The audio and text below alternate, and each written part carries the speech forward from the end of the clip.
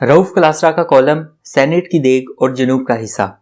ये ना पहली दफा है ना आखिरी दफा कि जनूब के बासियों की किस्मत इस्लामाबाद और लाहौर में लिखी जाएगी। जहां दीगर लोग जनूब की किस्मत का फैसला लिखते हैं, वहीं वो उन फैसलों पर मोहर साउथ के अपने ही अहम लोगों से लगवाते हैं।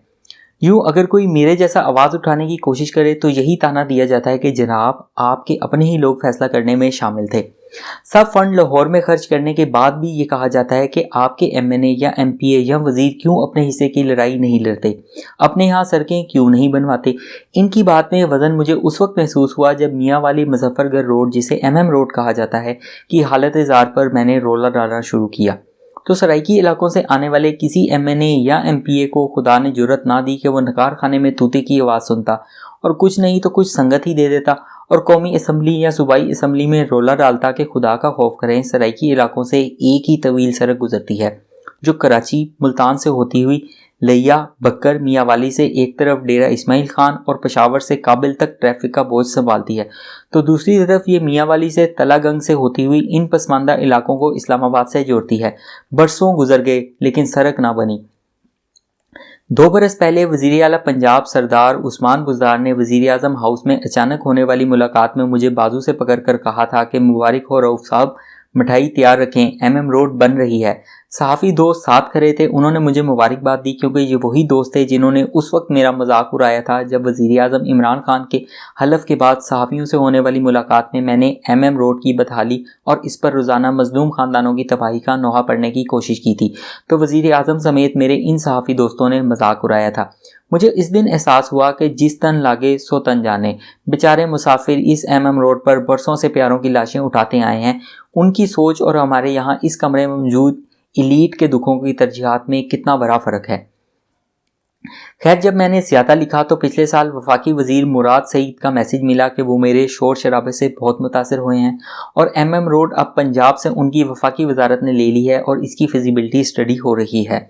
6 माह गुजर गए, मैंने फिर रोला डाला तो मुराद सईद का फिर मैसेज आया कि इमसाल अप्रैल में इस सड़क पर पब्लिक प्राइवेट पार्टनरशिप के तहत ग्राउंड ब्रेकिंग होगी। इस दौरान किसी ने इन इलाकों से आने वाले एमएनएस को असम्बलियों में बोलते ना सुना होगा। मुराद सईद की मेहरबानी कि उन्हें एहसास हुआ कि वफाकी सतह से कुछ करते हैं। इसके बाद वज़ीर आला उस्मान बुज़दार से मुलाकात ना हुई कि उन्हें वो मिठाई का डिब्बा पेश करता जिसकी उन्होंने मुझसे फरमाइश की थी। इतनी लंबी रामलीला सुनाने का मतलब ये था कि फिर मुझे मुल्तान, डेरा गाजी खान और बहावलपुर के इलाकों से दोस्तों और चाहने वालों के पैगामात ने हैरान कर दिया।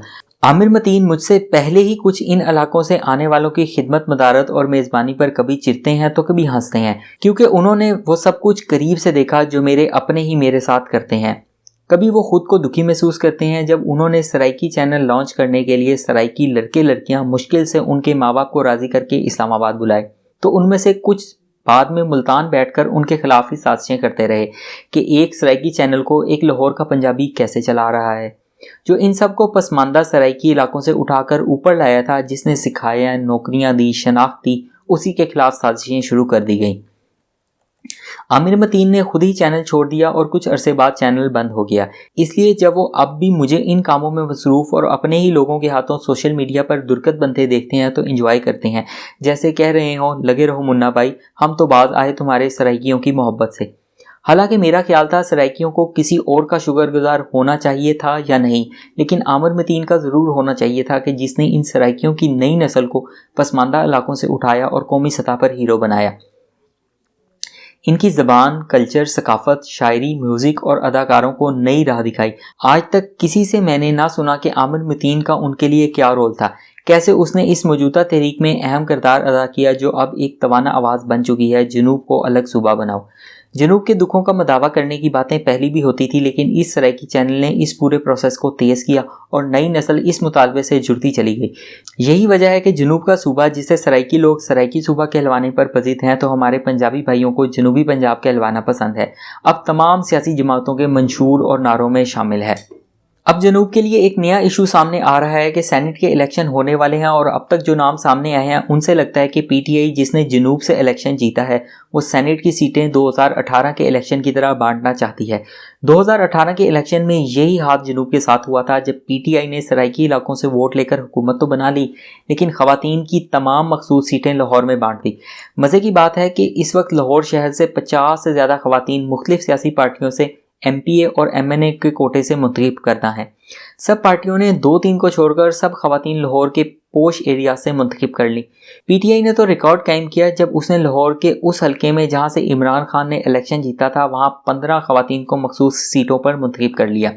बल्कि चंद खवातीन तो ऐसी भी थी जिन्होंने हलफनामे जमा करवाए कि आज से हज़ारों साल पहले उनके बुजुर्ग सराइकी इलाकों में रहते थे।